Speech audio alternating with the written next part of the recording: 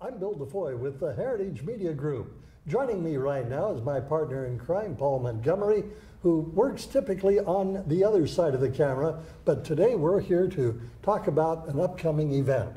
Yeah, I hear it's something to do with the Soroptimist? It's the Soroptimist Club of Oxnard. It's an annual event. Last year we were there, and it's going to be held at the Pacific Corinthian Yacht Club in the beautiful Channel Islands Harbor on Sunday, October the 23rd.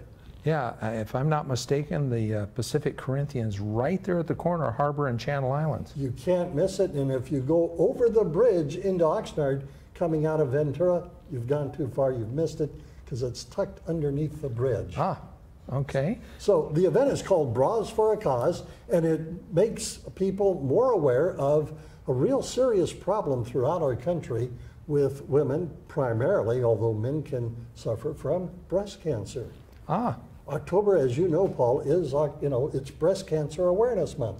Yes. Now, Bras for a Cause, are they selling brasiers, or how's this work? Well, what they do is they decorate bras, people bid on them. There's going to be a full afternoon of food and just fun. You'll be there for a silent auction.